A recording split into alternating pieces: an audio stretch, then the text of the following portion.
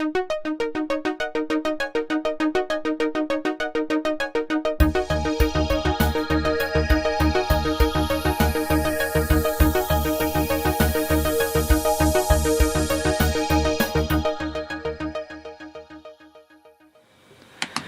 right. Good evening, everyone. This is Katz from Yokoso News, yokosonews.com. Yokoso News is the online website to introduce Japanese culture in English so that you can understand Japanese culture more.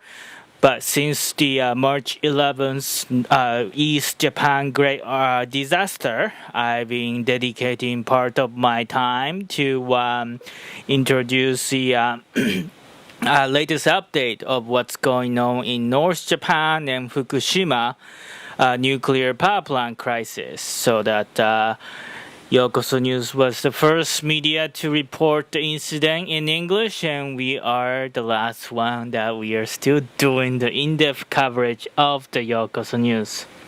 So before I get to the new stuff, today's topic, let me also promote about our next live cast.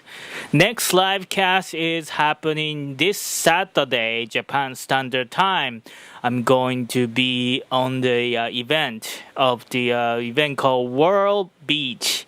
If you know, some of you might know the blogging platform WordPress, but I will be. This is the event that about people who use the WordPress, people who blog, people who have a website. So I take this opportunity to introduce some Japanese blogging world, and I'm going to introduce have a guest, the Dean from Jeff is tonight's guest. Sorry, Dean from JapanTravelMate.com is also going to be with us on Saturday. So it's Friday night. Friday late night in the USA time and early morning in the Europe time. But it is Saturday afternoon in Japan Standard Time, so please check us out. So if you like to receive more information about Yokoso News, please don't forget to like us at Yokoso News on Twitter. No, like us at Yokoso News on Facebook and follow us at Yokoso News on Twitter. Did I say right? If I screwed up at the beginning once, every single rhythm kind of went out of order. So, but anyway, so let's start today's show. So today I have a great guest, from live from Tsukuba, Japan. Tsukuba is you might not familiar with Tsukuba, but it's kind of close to Tokyo in a way, I think, right? So yeah, so we have the guest who is Jeff from Tsukuba, Tochigi? Is that Tochigi? Ibaraki, Japan. Ibaraki, yeah. Oh my God. I feel like I don't know. Are you okay there? Yeah. All right. So we have a Jeff from Tsukuba, Japan. How you doing? To talk about his experience, and he has new charity CD coming up. So we will talk about your experience, Jeff, and then your your newly released CD, and then after that we will go back to weekly update, probably in about 30-45 minutes. Good evening, Waishong. So today I usually have the royalty-free music, but I guess today I'm going to use your CD as a background. Excellent. May I? Yeah, sure. Okay. So, your pleasure. Okay, so that's what we are gonna do today? So Jeff, would you introduce yourself?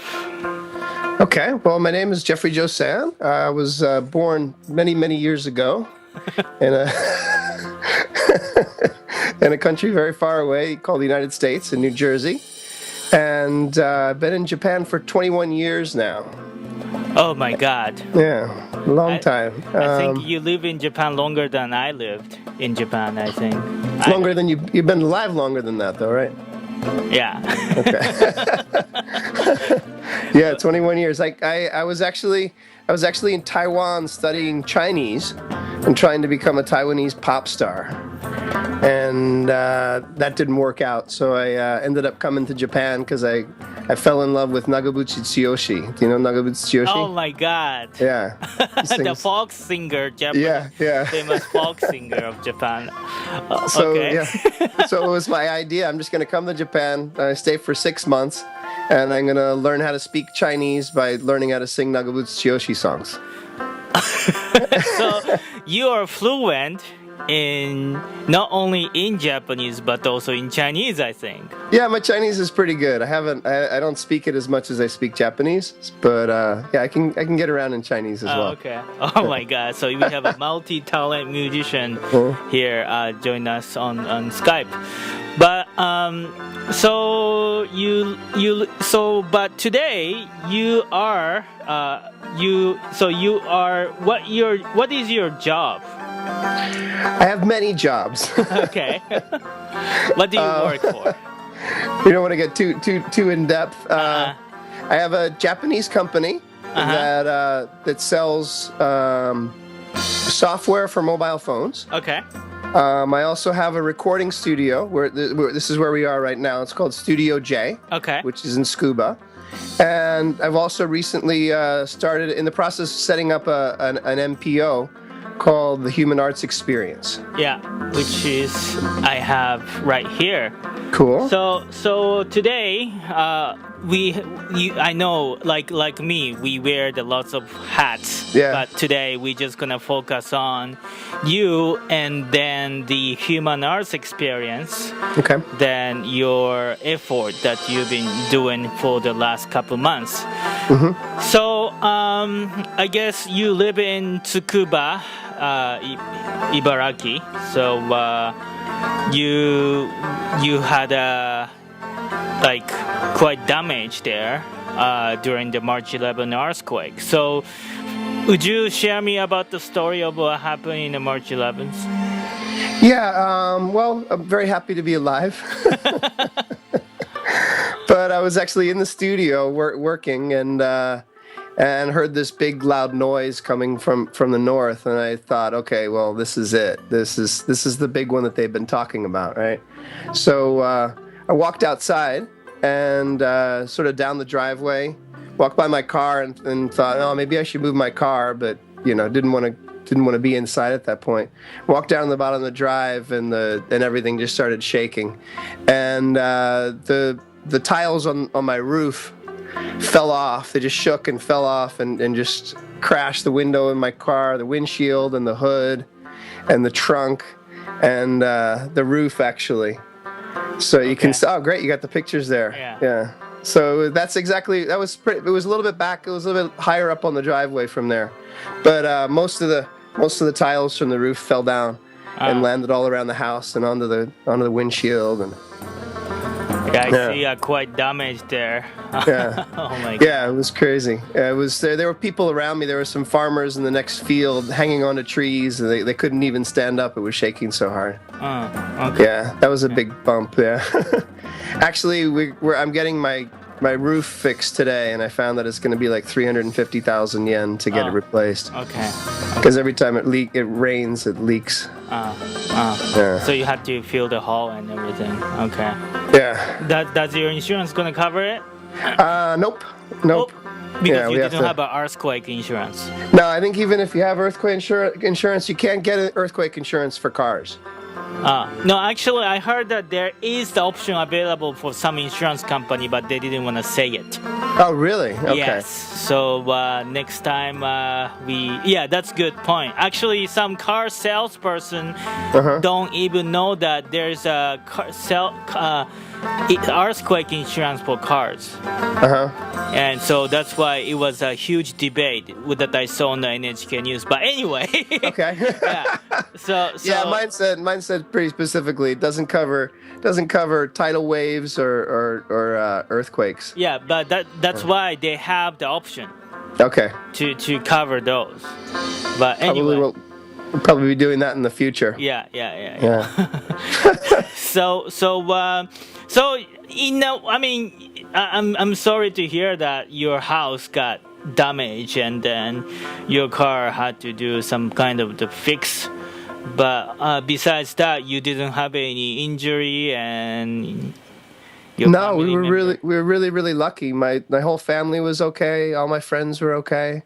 It was I was very happy to be alive and really thankful that all that happened was my car got crashed a little bit. Is it like first time that you experienced like a big earthquake? Something like this, yeah. Okay. We've had lots of smaller earthquakes. Yeah. But this was just huge. This was way beyond anything.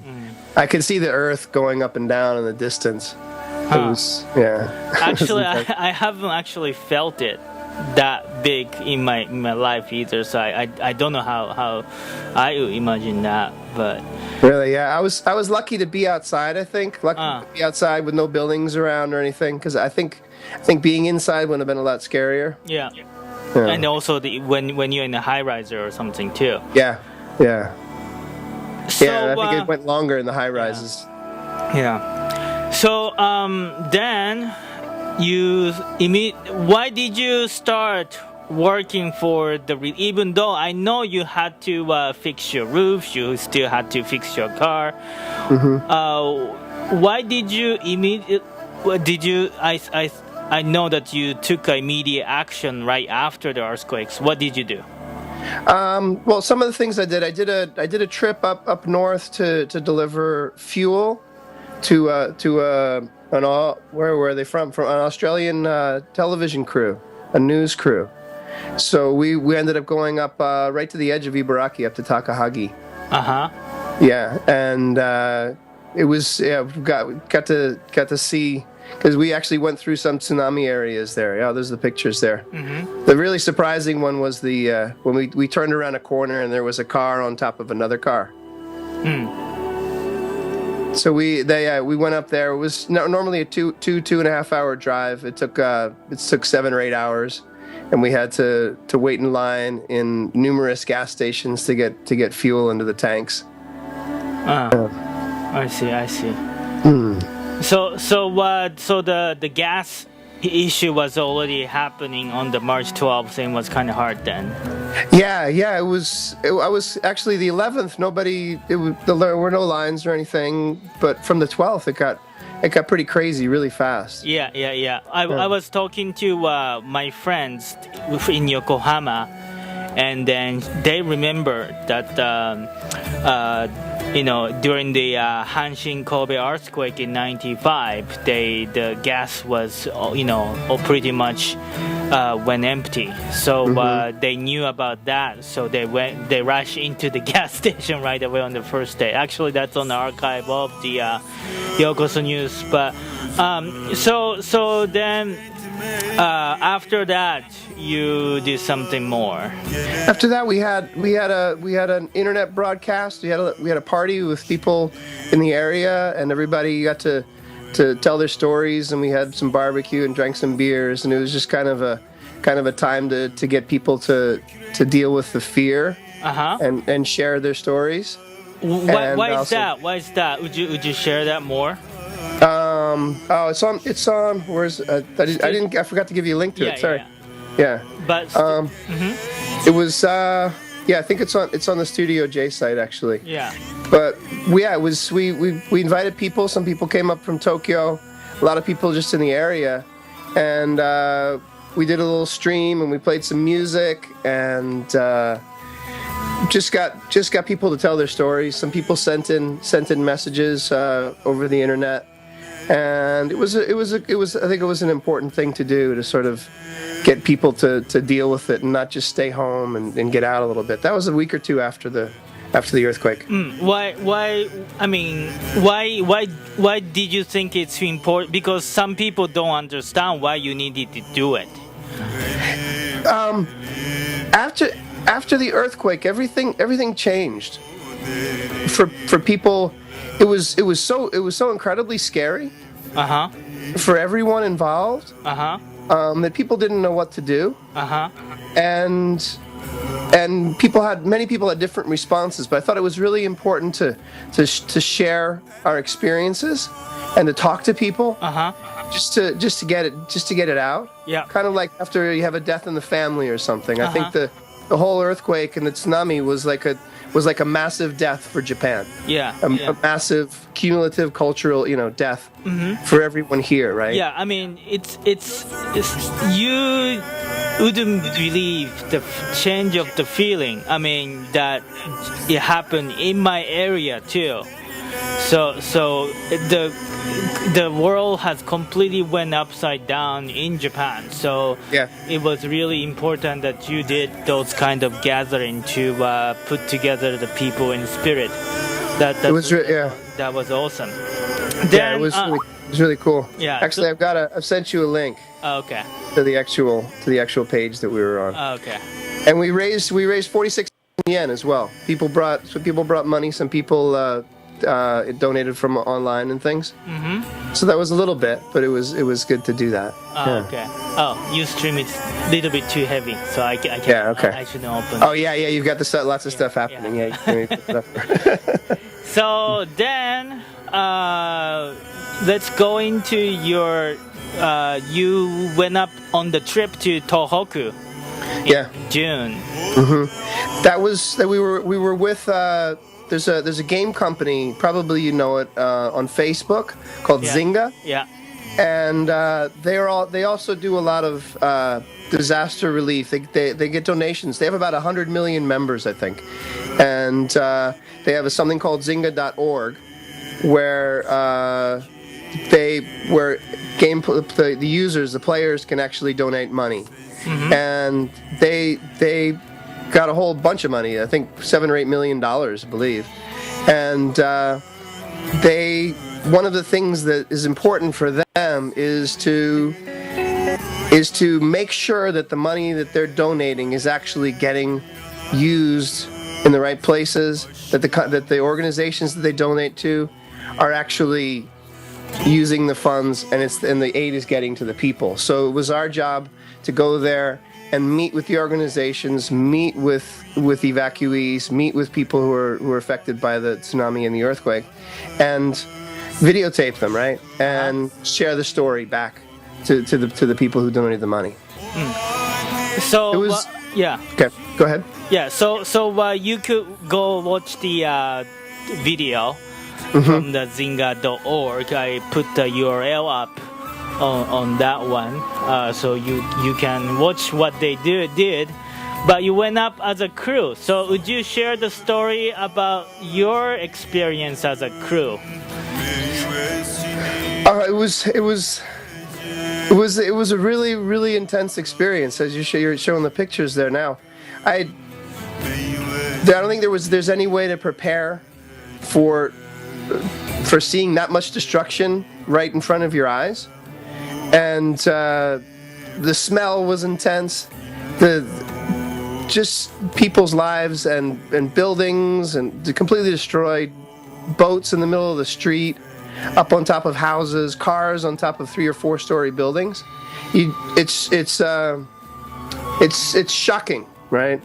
And I had to go there and experience that and see that happening, but also at the same time I had to work, right? I had to be there and record the sound, and sometimes I was doing some translating while recording with the people that we were interviewing and things. So you're there holding back your tears while you're hearing these stories, like the woman that was in the house, who was working in the house. Her story is that she lost her home, She lost her workplace, her job. She's living in an evacuee center with her family. Her mother and father both died of complications afterwards, and she's working with this company called Ivy, which is Yamagata Relief or something. I'm not sure the exact name of it, and they're doing something called Work for cash. Work for cash. Yeah. So she lives in an evacuee center, and her only thing every day is to go and work at cleaning out the mud and the garbage out of these houses to try to make them livable again. And I'm right there with my headphones on and just hearing her tell her story, and it was overwhelming. You know, it was really, really, really intense. Yeah. But it was great to go there because you got to see people actually rebuilding. Mm-hmm. You got to see people telling their stories day by day, overcoming incredible hardship and connecting with people, like especially the kids. We got to go with Save the Children to a school, an elementary school, and just to meet with the kids and to have them and hear some of their stories and to see how bright and wonderful they are. You know, is incredible. So it was just a 2-day trip to the North Japan. To where did you go exactly? So we stayed in Sendai, but we went up to Ishinomaki, and then we went to Onagawa, which was the area that the water came up. I don't know, 60 meters or something, five stories high. And also that's where the one of the nuclear power plant is located. Yes. Too. Yeah. Apparently the water came very close to the nuclear power Which plant. I have latest news today, but oh really? Yeah. Then after that, let's move on to your July trip. So after that, what you did something in July? So the whole time, I mean, like with the streaming event, it's been very important. I think it's very important. It's important to send money. It's important to clean up the garbage. It's important to find people new jobs and new homes. But I think that there's something also important about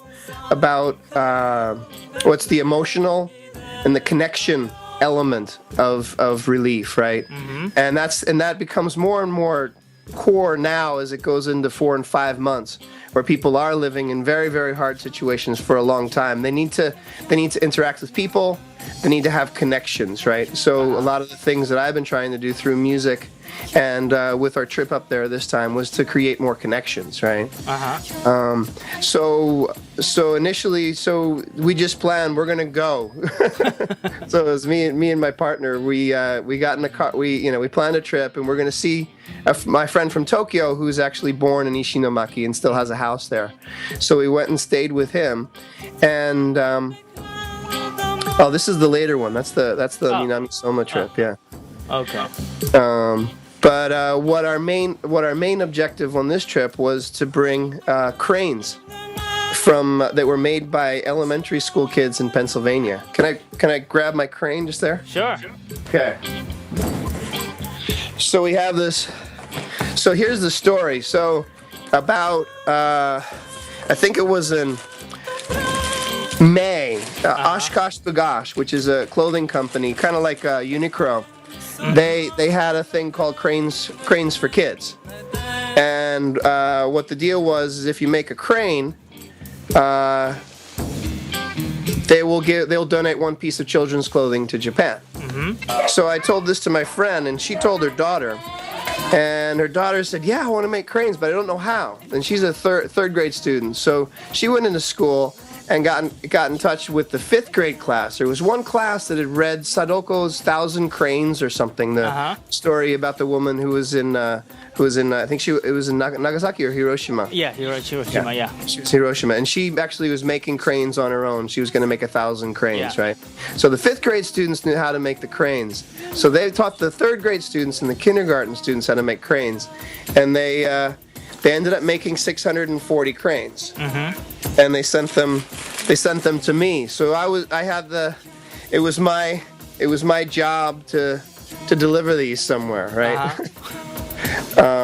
So there's some cool ones. They've got little messages on them, and they sent the cranes, and they also sent messages, handwritten letters and things, and pictures of all the classes, and they all signed them and things, and so when we planned the trip, we were going to be able to meet one group of kids, we thought, but didn't know anybody else, right? So when we were going, we contacted the Team Scuba, which is a local scuba volunteer group that is connected with a place called Kogane Hama Kaikan, which is sort of like a community center in one of the really just destroyed areas that they're still living in the rubble, and it's sort of a center for volunteers to come and for people to get help. So when I found out about that, and there was a church in Tsuchiura that had water and ramen that I could put in my car. So we filled up our car with water and ramen and 2 bicycles, and we drove up. And when we told the guy Fujita-san, who runs the Koganikama Kaikan, he introduced us to this place here, which is a daycare center for kids from 1 to 5 or 6 years old. Some of these kids that we talked to, actually, they'll be first year students next year. So we brought all the cranes, and we got to do a presentation to the kids, and we showed them the cranes, and they just loved it, right? And it was hard not to cry because all these cranes made by the kids, we also got video messages from the kids as well, but just to have what's the word? There's that connection, and they said we came from all the way on the other side of the earth, and if you fly there, it takes 15 hours, and we brought them to you, and they made these cranes for you to help you make you feel better, kind of thing, and they loved it. It just brought their eyes just lit up, and they listened to every single word I said, and what was really cool too was afterwards we came back, and then the kids there. They made these for us. Can you see those? Right. So all of the kids that we gave the cranes to gave these back, and they drew the faces on them and things. So I'm going to Pennsylvania in September, and we're gonna have a general assembly at the school. And I'm going to show them the video of my visit, and then deliver these back to the school, and kind of share in the experience and do a question and answer kind of session. Cool. You can. Yeah. check. So it's about the second trip was about connecting to people, which I think is very, very important now. Yeah. So you can watch the video, Jeff giving away the crane from Pennsylvania at the youtube.com/Jeffrey Jousan. And excellent. I translated it today, so I see the English subtitle there. Good. And then you can go to, I don't have it, but you can go to flickr.com/Jeffrey_Jousan. Then you'll be able to check his picture that I'm showing on this screen as well. So then you came to the idea of putting together. So what's no. So what else you working on right now, Dan? Okay. The other big thing, and the main focus, I think, of today, is our Silk Road Relief for Japan CDs or albums. So right after the earthquake, a band that recorded here at my studio called Rain in Eden, they were thinking about what they could do.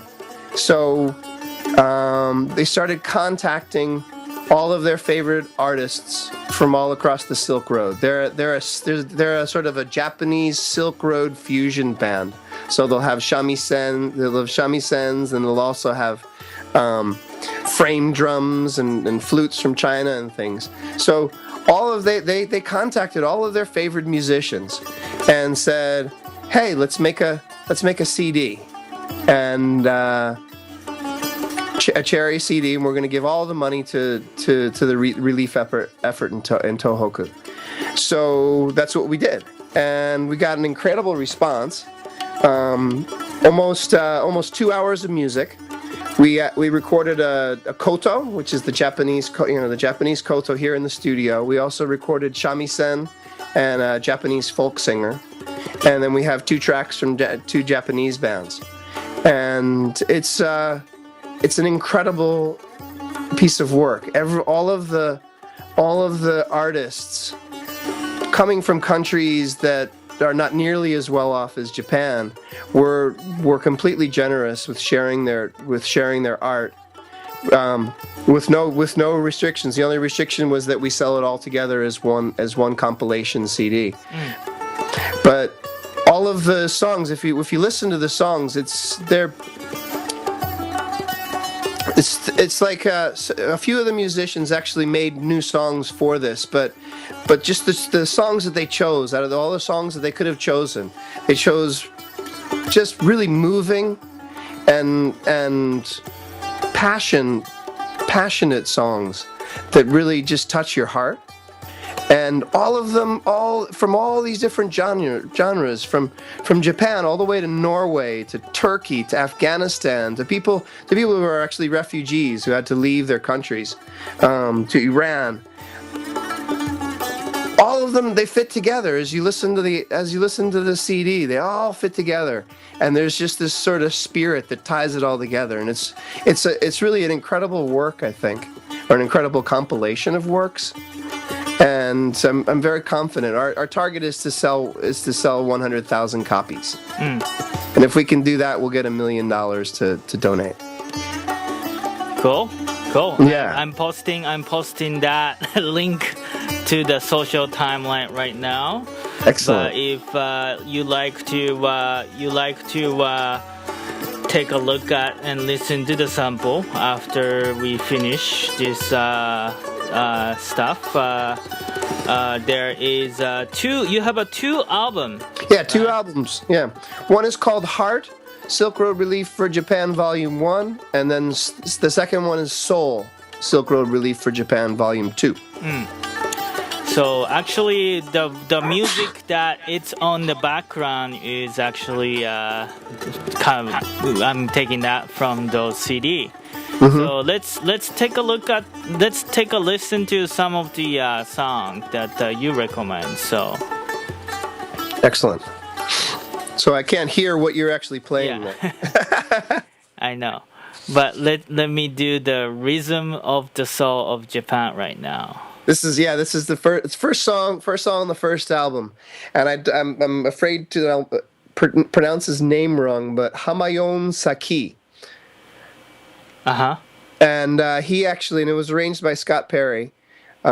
He's actually living in L.A. now. He's a refugee, but it's amazing. He recorded that just for this album.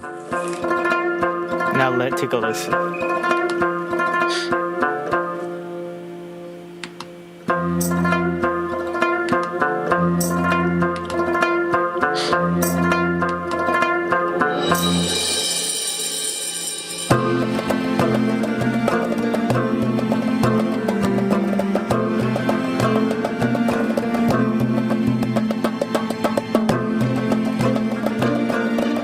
Everyone, you are listening to the Silk Road Relief, the Soul, track number 1, Rhythm for the Soul of Japan.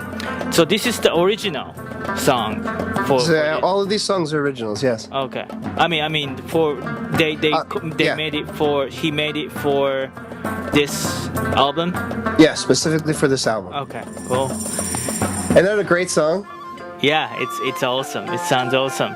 So everyone, this is Katz from Yokoso News. Today is the 3/11 Disaster Weekly Update. We have a guest, Jeffrey Jousan, from Human Arts Experience. He's the chairman and then a founder of the Human Arts Experience in Tsukuba, Ibaraki, Japan. And we are listening to his latest charity album from for the relief aid that he's been working on. Today he's sharing his experience and then listening to their work. It's so this is the fusion kind of the album itself is the fusion. Like entire song is like composition of all mixture of all kinds of music, I guess. Yes, this has got it's got some synthesizers in there as well. It's sort of it's taking some of the old styles and mixing them with more new modern styles. Okay, Yeah. I see.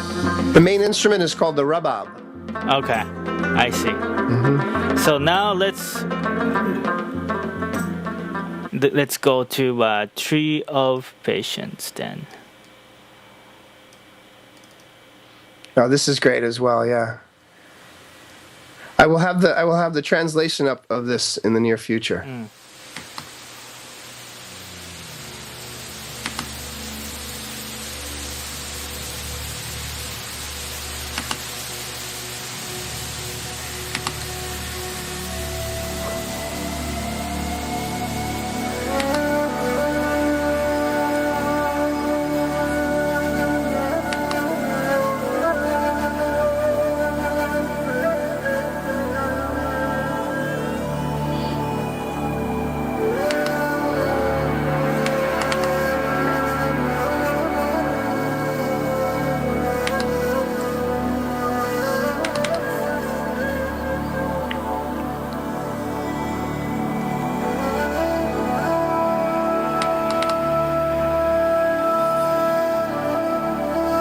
Oh my god! I just could keep listening to it. And this great. This doesn't have an amazing voice. Oh my god!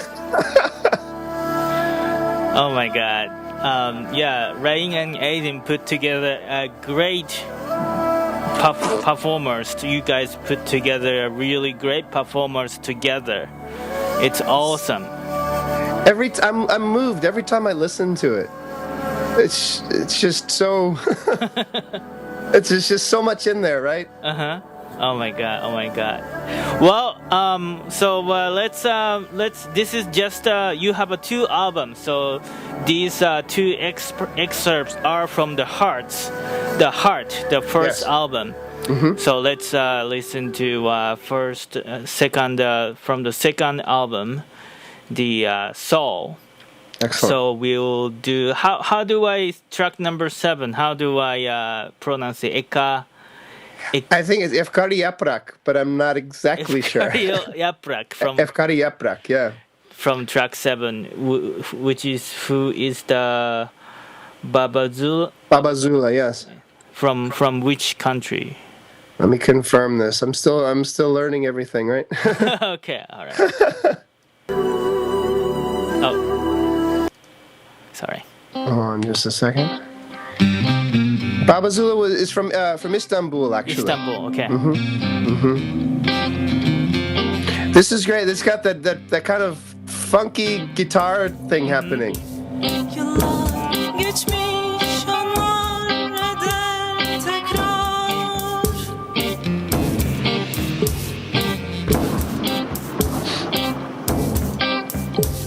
Tekrar eder yaprak idrak eder. This is a very fusion. Rüzgar yağmur titrer toprak.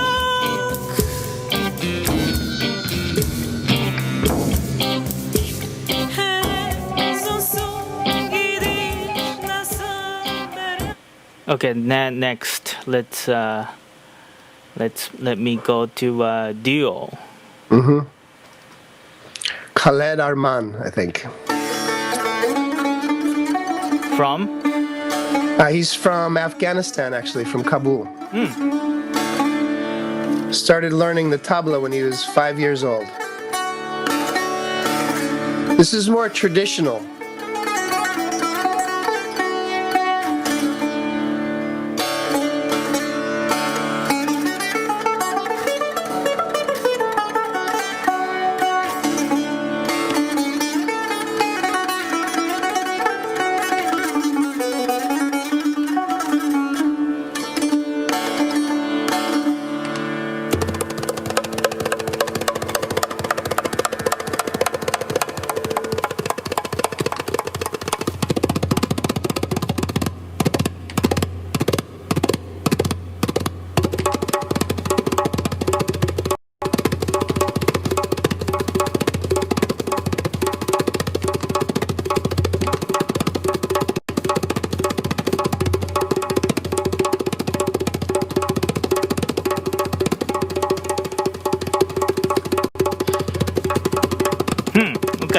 the drums. Yeah, the cool drum solo, right? Yeah, right at the beginning. Oh my god, you guys put together a great song. So Isn't this incredible? yes. How long? So how long did you guys work on this album?